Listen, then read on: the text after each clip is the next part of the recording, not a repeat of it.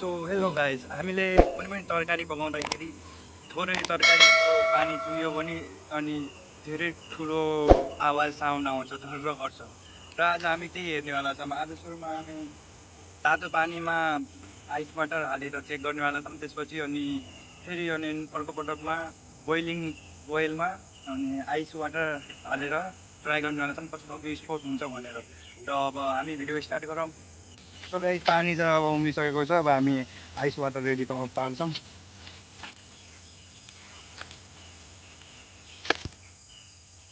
Safety हो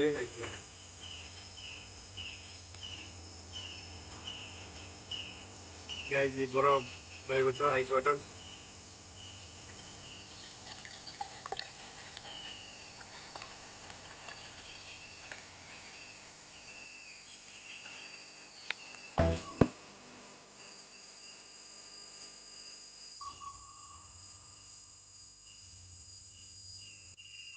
ल guys, पानी चाहिँ अब उम्लिसकेको छ।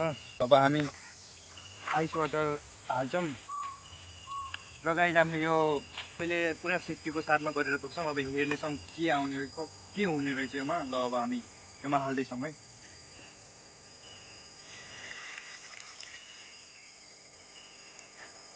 गाइस, हामीले हट वाटरमा आइस वाटर हाल्यौँ तर योमा के हुँदो रहेछ अब हामी अब हेर्नेछौँ। हामी तातो तेलमा चिसो पानी हालेर के हुने रहेछ अब हेर्नेछौँ। अब हामी ल तातो तेल तताउने खेल लाग्छ।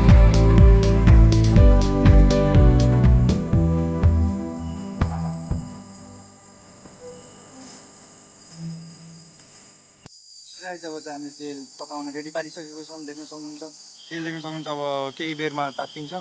त्यसपछि हामीले अब आइस वाटर हालेर चेक गर्नेछौँ अब के हुन्छ भनेर। तेललाई धेरै उमालेर हामी आइस वाटर हाल्नेछौँ। अब तेल तात्तिनेको वेट गर्नुपर्छ।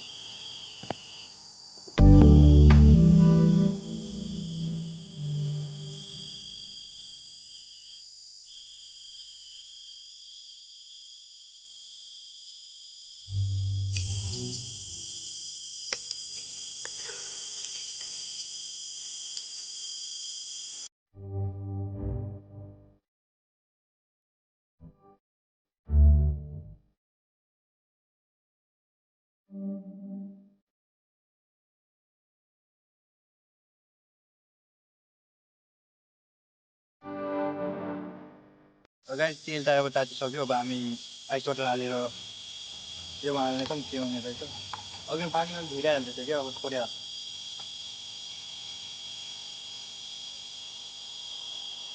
तातो तातो तातो। 1 2 3 गो। 1 2 3 गो।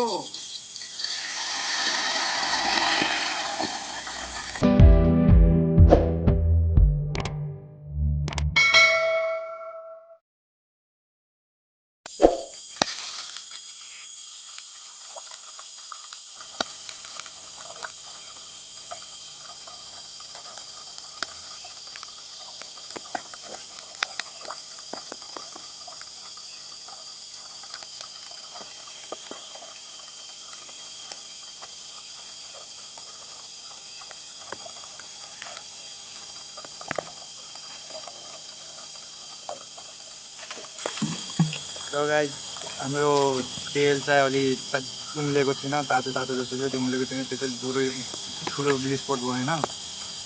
उम्लेको भए चाहिँ अलिक ठुलो हुन्थ्यो। अब नेक्स्ट टाइम हामी अझै ठुलो मतलब धेरै तेलमा धेरै ठुलो विस्फोट गराउनेछौँ। ल यो भिडियोको चाहिँ 100 टार्गेट रहेको छ। 100 टार्गेट पुरा गरिसकेपछि हामी ठुलो धेरै लिटर तेलमा विस्फोट गर्नेछौँ। यो त केवल 100-150 ग्राम चाहिँ रहेको थियो। अब ल हामी मिल्नेछौँ नेक्स्ट भिडियोमा। अहिलेको लागि टाटा बाई बाई।